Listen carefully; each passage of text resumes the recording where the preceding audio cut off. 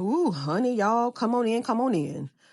Jessica, you are showing more than just your slip this season. You are showing your entire ass. I'm back with the recap. Love and Hip Hop Atlanta, season 11, episode 22. So Jessica is upset because she feels that Spice and Shekinah ruined her event. So let me explain what went down because Jessica ruined her own damn event. So Jessica, being the messy person that she is, she attempts to introduce Jasmine and her niece Robin to Spice. But Spice wanted no parts, okay? She refused to look up at them or even acknowledge their presence. So they ended up walking away. So Jessica, clearly irritated, she confronts Spice and she says, I know you don't like Jasmine, but at least you can meet Robin. That's my niece. Girl, please. That's a hired niece if I've ever seen one. And if you knew Spice didn't like Jasmine, why the hell would you try to force an introduction? It's giving messy instigator energy. Jessica knew exactly what she was doing. So Spice then asked Jessica, oh, so you friends with Jasmine now? And Jessica was like, well, I've learned to take a liking to Jasmine because men ain't shit. And she deserves a second chance. Pause. Now, that's all fine and dandy. Jessica can like whoever the hell she wants, but please don't go forcing other people to like her. Oh, hell no. And I hate to keep sounding like a broken record, but most people's issue with Jasmine has nothing to do with Rasheeda and Kirk at this point. It's how she continues to insert herself in situations, i.e., Yandy and Mendeecees. Now you have Jessica doing the same damn thing. This explains why they get along so damn well. Bring in a random girl, claim Mendeecees tried to talk to her, and create chaos. This is why they get along. But then here comes the real mess. So Jessica said that they basically need to forgive Jasmine and stop taking these men's side because Jasmine don't want Kirk. In fact, she said he's the one that's been all up her ass still trying to smash. Ooh. At this point, Spice has heard enough, honey. She gets up and she walked away. And Sierra was like, let's not create drama because I'm not with the bullshit. Right. Don't bring this messy heifer around me. Okay, she coming from her friends. I ain't with it. So yeah, I agree with Spice and I agree with Sierra. And Spice made it clear Yandy and Rasheeda are her friends. And she has seen firsthand how Jasmine came for them. So why would she sit at a table and kiki with her? And honestly, I'm with Spice. I know y'all don't like her, but I am with Spice on this. Why would I entertain a woman who tried to wreck not just one, but two of my friends' marriages? Nah, you can't sit with me. No. Jessica Heifer, you ought to be ashamed of yourself. You and your little friend Erica Banks are really trying to force feed Jasmine to Rasheeda and Yandy's group of friends. How dare you? I wish a heifer would, who calls herself my friend, try to bring an op into my circle? Oh, hell no. I'm whipping her ass and yours too. So Jessica is upset that Spice did the right thing and walked off before shit escalated, okay?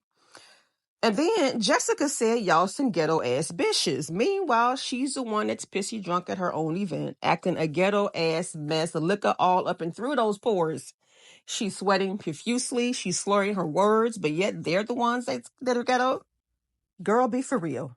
So Spice is talking to Shekinah when Jasmine walks up and Spice pulls Shekinah's arm and she tells Jasmine, this is my friend, I got this. So Jasmine had the nerve to try to pull Shekinah away from Spice.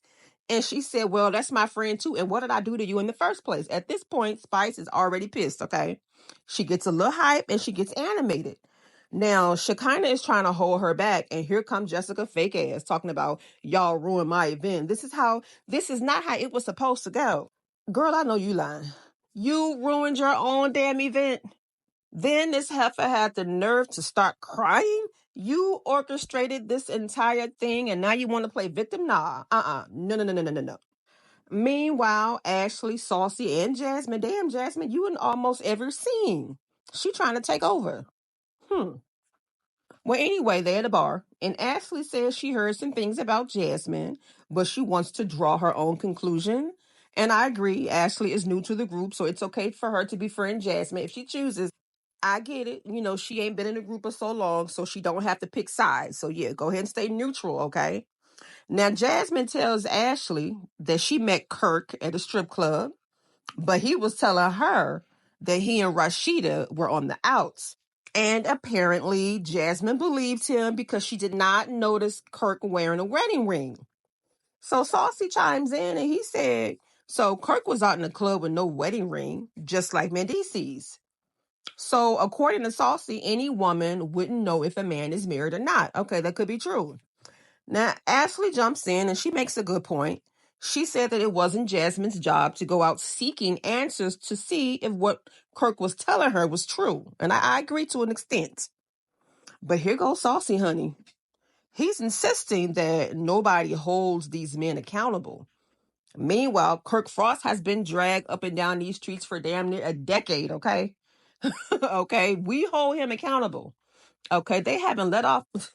They have not let up from Kirk. So I don't, Saucy, where you at? Where you been? Make it make sense.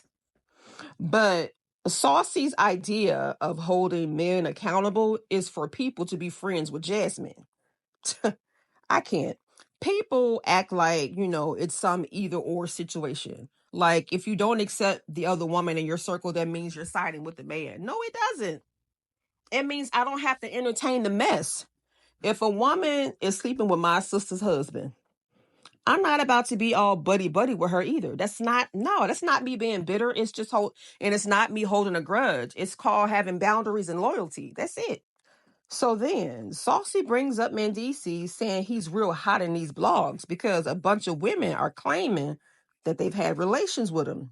So apparently Mendeecees was out with his homies, and when he was questioned about why he was outside, he said that him and Yandy were separated. Ooh. Mm. Damn, Mendeecees.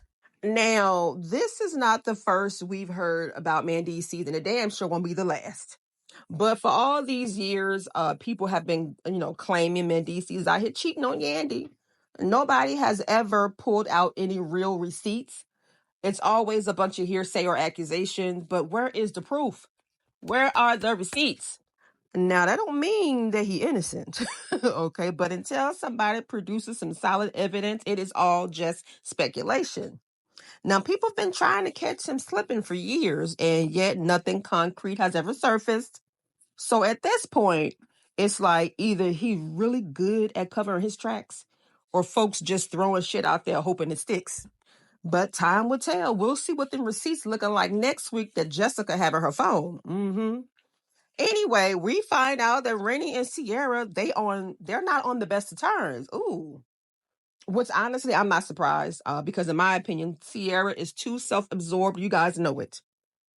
Sierra was already selected as the godmother or the god auntie, stepmother. No. She was selected as the godmother, but she didn't step up to the plate. She didn't help plan the baby shower. She was supposed to help Spice with some things, but that never happened. Okay, so honestly, Renni has every right to feel away.